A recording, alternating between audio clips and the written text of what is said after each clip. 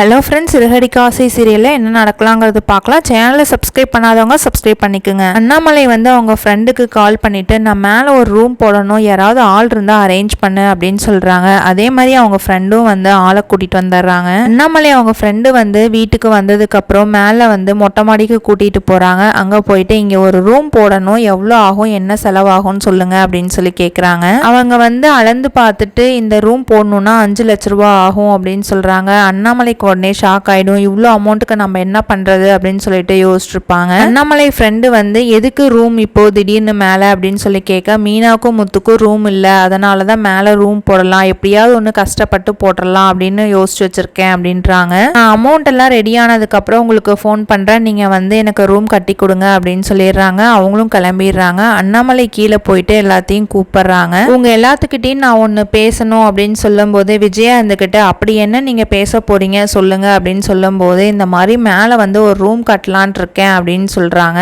உடனே விஜயா வந்து மனசுக்குள்ளேயே இவங்களை எப்படியாவது ரூம் இல்லைன்னு சொல்லிட்டு வீட்டை விட்டு வெளியில அனுப்பலான் இருந்தேன், இவர் வந்து இப்படி ஒரு பிளான் போடுறாரு அப்படின்னு சொல்லிட்டு கோவப்பட்டுட்டு பேசிட்டு இருக்காங்க. அண்ணாமலை வந்து விஜயா கிட்ட என்ன விஜயா நீ என்னமோ யோசிப்பியாட்டு இருக்கு என்னன்னு சொல்லி கேட்கிறாங்க. அதுக்கு விஜயா இருந்துகிட்டு மேல ஒரு குடிசை கட்டுங்க, அதுல போய் இருந்துக்கட்டும் அப்படின்னு சொல்றாங்க. சரி விஜயா, அப்படி குடிசை போடுற மாதிரி இருந்தா நீயும் நானும் போய் இருந்துக்கலாம், நம்மளுக்கு தான் வயசாயிடுச்சுல்ல, இனி அங்க போய் இருந்துக்க வேண்டியதா, இவங்களா சந்தோஷமா இருக்கட்டும் அப்படின்னு சொல்ல, அதுக்கு விஜயா இருந்துக்கிட்டு நான் ஏன் போயிருக்கணும், எங்க அப்பா கொடுத்த வீடு இது, நான் எதுக்கு போயிருக்கணும் அப்படின்னு சொல்லிட்டு கோவப்பட்டுட்டு சொல்லிட்டு இருக்காங்க. அண்ணாமலை வந்து 5 லட்ச ரூபாயாவது ஆகும் நம்ம ரூம் கட்டுறதுக்கு, அதனால பத்திரத்தை வச்சு நம்ம காசை வாங்கி கட்டிடலாம் அப்படின்னு சொல்லிட்டு பிளான் போடுவாங்க. அதுக்கு விஜயா இருந்துகிட்டு என்னாலலாம் கொடுக்க முடியாது, அவங்க என்னவோ பண்ணிட்டு போட்டோம், நான்லாம் வந்து பத்திரம் கொடுக்க மாட்டேன் அப்படின்னு சொல்லி சொல்வாங்க. முத்து வந்து அவங்க அப்பா ஃபீல் பண்றத பார்த்துட்டு அப்பா எங்களுக்கு ரூம்லாம் எதுவும் வேண்டாம், நாங்கள் எப்பயும் போல மொட்டை மாடியில் போய் படுத்துக்கிறோம் அப்படின்னு சொல்லி சொல்லுவாங்க. அதுக்கு அண்ணாமலை உடனே நீ இருடா நான் பார்த்துக்கிறேன் அப்படின்றாங்க. ரோஹிணி வந்து மீனாவை பார்த்துட்டு